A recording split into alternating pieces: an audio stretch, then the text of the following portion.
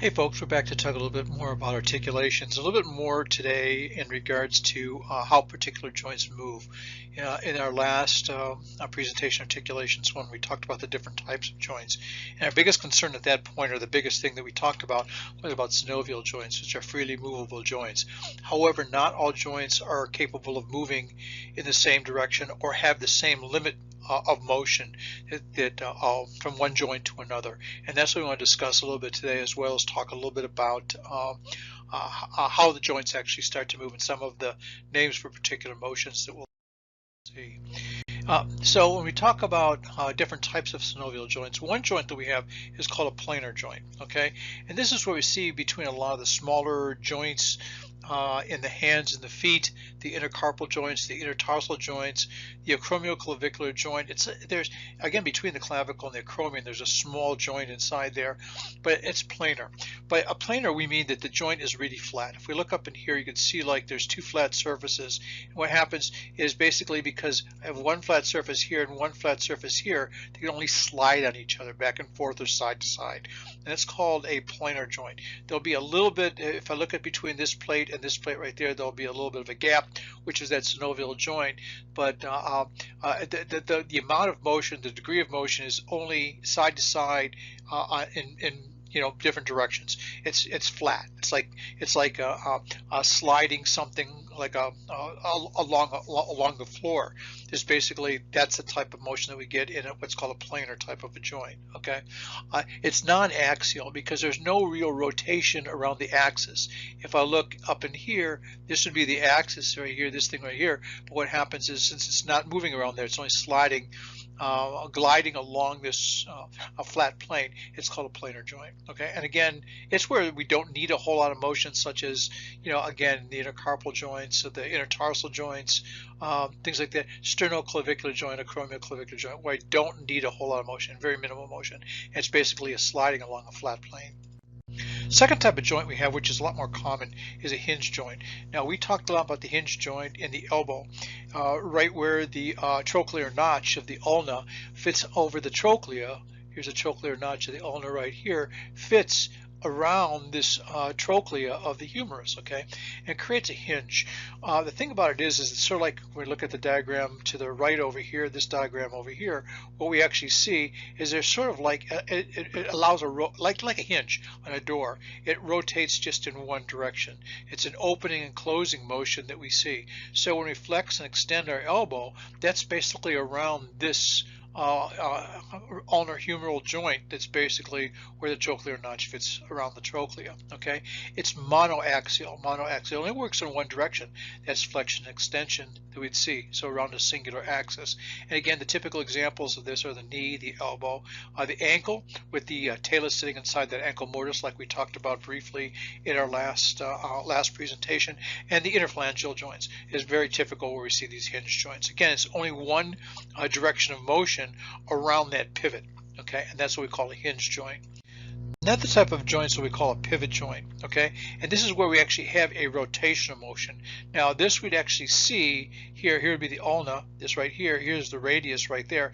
We talked a little bit in lab about how that head of the radius, that disc that we have up in this area, sits inside this ligament, which is called the annular ligament, which goes all the way around the head of the radius, and that allows the radius to rotate. Okay, so we see it in this diagram here. This would be the area, this would be the annular ligament that would be in here. Here would be the radius, that would be the head of the radius sitting right here, and how it's able to rotate in a circle around this area, and that's called a pivot joint. It's monoaxial because it's only working in one direction. It only is that rotation around that long axis. Here's the long axis becoming this way. It's only the rotation around that. We see this also at the atlantoaxial joint. We talked about how the dens fit inside that little notch on the back of the axis. And fitting in that little notch on the side of the atlas, and as a result, that's what we see. So the radial ulnar joint, the atlantoaxial joint, is a typical example of what we call a pivot joint. Okay, that should be pretty self-explanatory. Third type of joint we have is called a condyloid joint, and a condyloid joint is not the typical round joint, but it's more oval shaped. It's ellipsoid, okay? So if we look at this, and what we see, the perfect example of this is here where the scaphoid or the carpal navicular meets the distal end of the radius, okay? And what happens is because it's wider in one direction and longer in the other direction, what happens is there's a little bit of an unequal motion from side to side and forward to back. It's actually biaxial because now it could work in multiple axes, because now we have a sliding along this whole surface right here in this direction or in this direction, and again, depending upon the length of the joint will determine how much degree of motion that we'll actually have in there. So it's an oval convex type of a joint, where one bone, such as we see right here in the navicular, sits in a concavity in the area of the radius, which is allowing it to move in that direction. Typical example again is the wrist joint, and also the metacarpal phalangeal joints, second through the fifth, will be more condyloid type joints because they're sort of more ellipsoid or oval shaped as compared to being round. Okay, and that's called a condyloid joint. Another type of joint we have is called a saddle joint. Now these are pretty complex, okay? And this is not really a great indication. This diagram here is not really great to show, but think about riding a saddle. A saddle has different curves in different directions. You know, there's a front to back curve, there's a side to side curve, which allows, because these curves are in different directions, allows multiple more than one axis of motion. So the articular surface of one bone, which is sort of saddle shaped, will meet with the opposite bone, which is also saddle shaped in the opposite direction. So it's basically sort of a modified condyloid joint, but it has a little bit freer motion. It could move in multiple different directions. It could rotate, it could move up and down, simply because instead of being perfectly round like we found in a condylar joint, it is more contoured. So like this area right here, it would be contoured more like this, or more concave, where now it's convex here, and as a result it creates a sort of an unusual motion, more biaxial, multiple axis, side to side and up and down movements. Typical example, the carpal metacarpal joints between the trapezium and the metacarpal of the thumb, the calcaneocuboid joint, which we saw in the foot, with the calcaneus being the heel bone and the cuboid being that bone that's just immediately distal to the calcaneus, as we saw in the lab. And that's called a saddle joint. Okay, it's not one of the more common joints in the body, but it does allow multiple degrees of motion. Okay, and that's called a saddle joint. Now, this is the one everybody likes to talk about, the typical ball and socket. And the prototype of this is basically the hip. If we look at that hip, remember we had the femoral head. Here's our femoral head sitting right here, and fits in that large, deep socket. Whoops, again, my cursor's not doing what it's supposed to do. Fits this large, deep socket in here in the area of the pelvis. Get rid of these so you actually see a little bit better. Sits in that deep socket that we see in the pelvis, okay? And that's so it's basically a ball, which is the head of the femur, inside a socket, which is we see in the area of the pelvis, okay? Now the good thing about this is it's multi-axial. It's sort of like it can rotate in all kinds of different directions. So therefore, in joints where I need a lot of motion, such as in the hip as well as in the shoulder, these are very advantageous. You just have that ball that fits inside the socket and results in motion that occurs in multiple planes, which is actually great. The great thing about this ball and socket joint, which is very nice. Okay, it's multi-axial, and that's what's important to remember about this. It's a typical prototype of what we think of joints, but even though it's not the most common, but what happened, or not, I can't say not the most common, but it's not all joints, but it is the joints where we do need a lot of motion to occur because it is multi-axial. It occurs in multiple different directions. Now, we also talk about different types of, synovial joint category motions, and angular. We talked about different types of motions that are produced because of the shapes of these bones. Okay, when you look at a joint, the shape of the joint will dictate how that joint is going to move, whether it's round, ball and socket, whether it's a saddle, multi-axial, or biaxial, whether it's a planar, uniaxial, only in one direction, flat plane. And so basically it results in a number of different types of motions. And I just want to describe some of those motions because these might be important if you're asked to take an x-ray where the person is with a joint in a particular motion, or what they might want to see. They might say, I want a supinated view, I want a pronated view, and we're going to talk about what these motions, or these words for these particular motions it's really mean. Gliding motion. A gliding motion is not, don't look at these arrows down in here. Don't look at this, that's an X, right? Don't look at this. Don't look at this right here. But a gliding motion is basically where we have flat bone surfaces moving back and forth on each other. And that's what we're seeing up in here. This is a gliding motion. Again, this is what we see in those planar joints that we talked about earlier. There's really no angular change. It's just a slide. There's no change in the angle of the hand to the forearm. So forget this stuff over here. Forget this stuff over here. Just look at this right here. This is what we want to look at. A little smiley face in here. Okay. This is what we want to look at. And if I look at the hand moving just side to side in this direction, going back and forth, that's what we call gliding. So there's no angle change. This would be an angular change over here. This is an angular change, and that's a little bit different. Okay. So basically, these are at planar joints like we talked about before, and this is called gliding. Okay. That's that. The name for this type of motion is called gliding. Okay.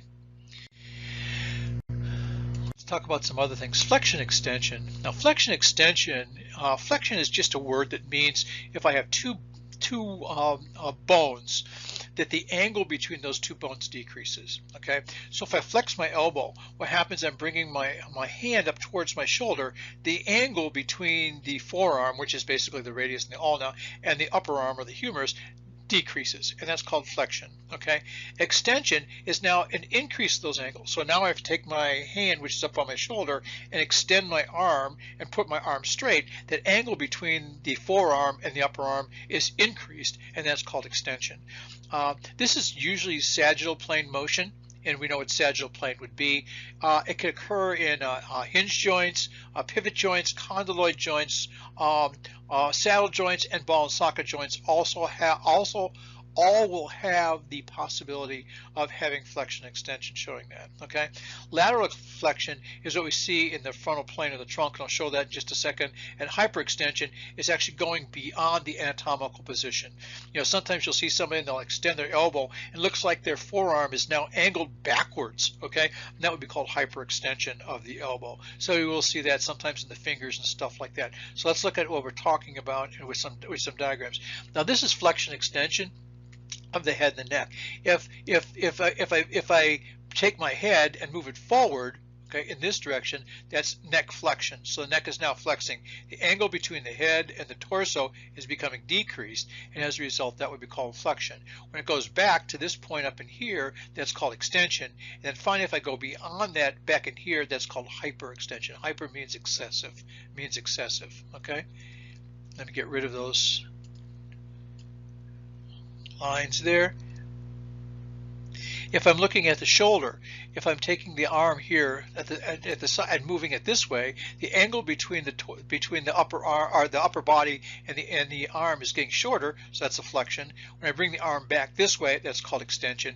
And if I go beyond this neutral position of extension, I go back this way, and that's called hyperextension. So that's flexion, extension, hyperextension of the shoulder.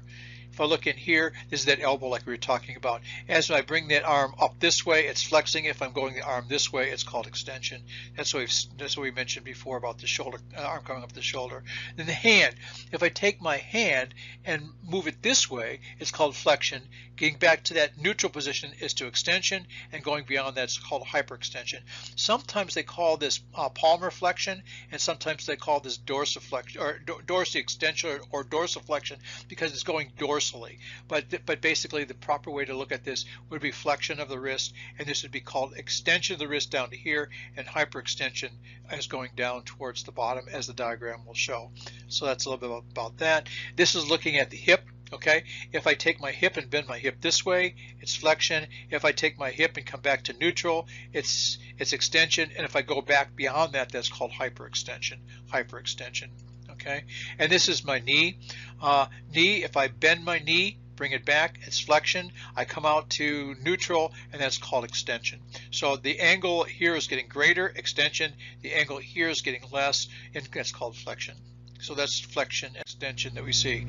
Abduction and adduction. We talked a little about this before. Abduction is moving away from the midline. Okay, so if I look at the arm, if I'm taking my arm and moving it away from the midline, that's called abduction. If I'm taking my arm and moving towards the midline, that's called adduction. So that's abduction, adduction. So moving away from the midline, here's my midline of the body that would be here. Moving away would be called abduction, or sometimes you'll hear people say abduction, abduction.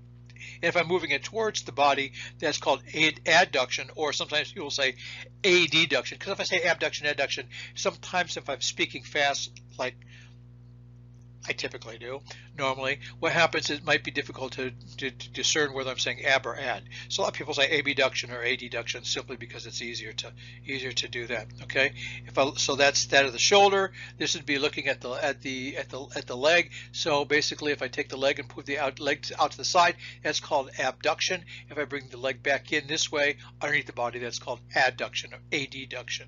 Okay, abduction for adduction, and that's the same thing we had there.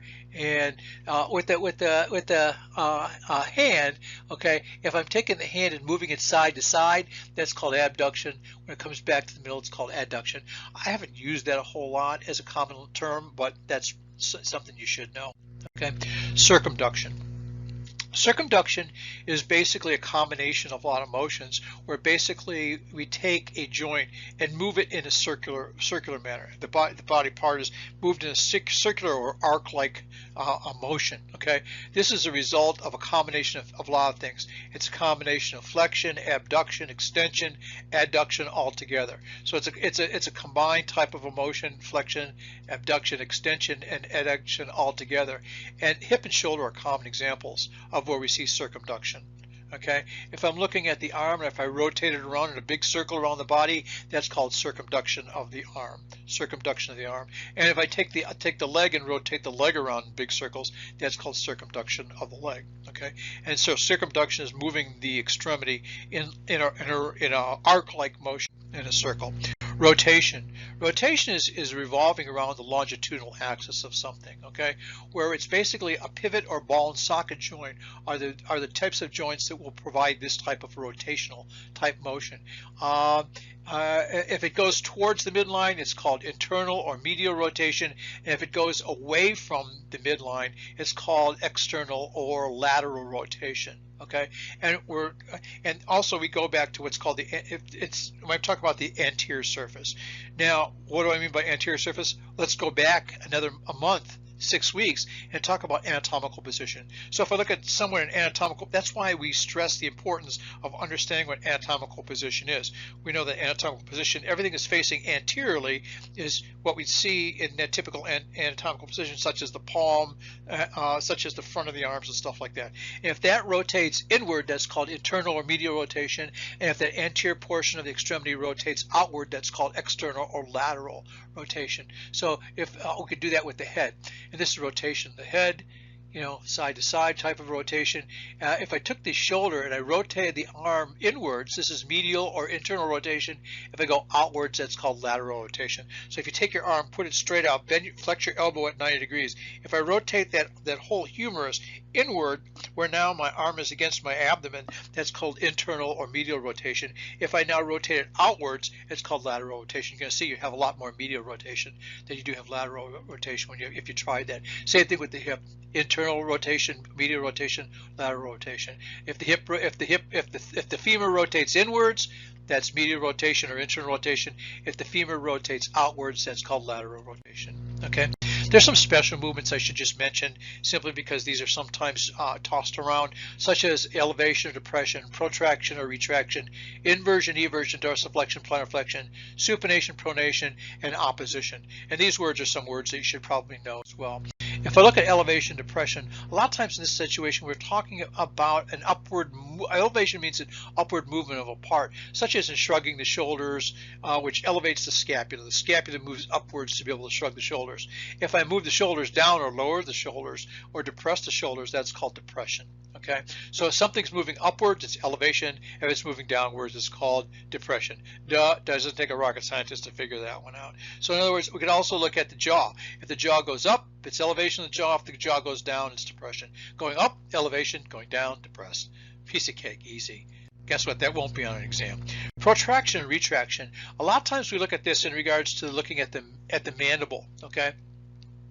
If I take my jaw and move, and so if you sit there while you're listening to this, you take your jaw and you move it forward, okay, and you stick your bottom teeth out in front of your upper teeth, that's called protraction. So the movement of the body part in an anterior direction. So my jaw, the mandible is moving forward as compared to the rest of my skull, and that would be called protraction. Now if I take my jaw and pull it backwards, back towards my ears, which is hard to talk right now, but if I pull it backwards, what happens is now the lower teeth are behind or posterior to the upper teeth. That's called retraction. That's R-E-T-R-A-C-T-I-O-N of the mandible, okay? And if I'm looking here at what we're talking about, you know, protraction, the jaw is going outwards, retraction, the jaw is going backwards. Protraction and retraction, okay? Inversion and eversion, and these are commonly used words, okay? And inversion, moving, is basically, a lot of times we're going to refer to this as in regards to the foot, okay? When the movement of the sole or the plantar surface of the foot goes medially, it's called inversion. So if you take your feet while you're sitting here listening to this, and you point the bottom of your feet together against each other, so the plantar surfaces of the left foot is facing the plantar surface of the right foot, okay? You move them both inwards, that's called inversion, okay? Eversion would be just the opposite, where I take the plantar surface of my feet and moving opposite. The soles, the plantar surface is facing outside.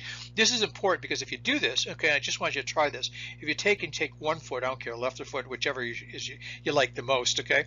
I don't care, left or foot, right foot. If you turn your foot in, it goes in a long distance. If you go out, it doesn't go out nearly as much, and that has to do with the fact that we talked about in lab, how that fibula is longer than the tibia, extends a little bit more distally, and prevents some of that lateral motion. Well, what does that mean? Clinically, it means that what happens is when someone steps in a hole or turns their ankle inward, there's a lot more inward motion, which then stresses, as we talked about in articulations 1, the ligaments on the lateral aspect of the ankle. They get stretched out and they may rupture. So a lot of times, about 90% of all the ankle sprains involve the lateral ankle ligaments. Why? Because there's a lot more inversion motion on the ankle than there is eversion motion. Okay, and that's just a little clinical application of what we see with inversion and eversion. So in other words, inversion, when the sole of the foot or the plantar aspect moves inwards, and it's called inversion. Outwards, eversion. Okay, that should be easy. Okay, dorsiflexion and plantarflexion, and this also relates to the foot. If you're now sitting there and you pull the top of your foot, the dorsum of your foot, upwards towards your knee, that's called dorsiflexion. And if you take and you put your foot and you point your toes downwards, that's called plantarflexion. Now, when we talked about inversion being greater than eversion, if I look at dorsiflexion versus plantarflexion, you see that you have less dorsiflexion and more plantarflexion. We talked a little bit about this in articulations 1, where the back side, the posterior side of the talus, is narrower than the anterior side of the talus, which is wider. Okay, so as a result, when I dorsiflex the foot, that wider portion of the talus gets jammed between the tibia and the fibula. We talked about how that puts a little bit of stress on that syndesmosis, that connection of the ligament between the tibia and the fibula, and that sort of stresses out, and that's where we get our high ankle sprains.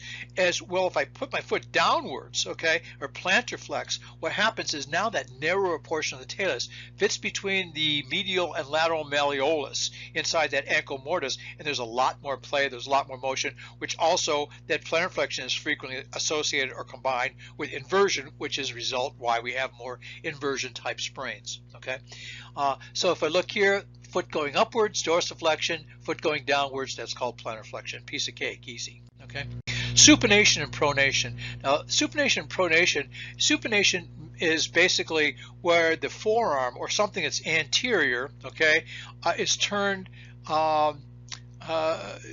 is facing upwards. Okay, so the movement of if I take my forearm and I put my hands out with my palms facing upwards, my hand is supinated. The palm is facing upwards. In supination, something that's anterior of the body in anatomical position is facing upwards. Okay, pronation is just the opposite. Now, if you take your hands and stick them out in front of you, okay, bend your elbows, stick your hands out in front of you, and you look at your palms are facing upwards. Your forearm is now supinated.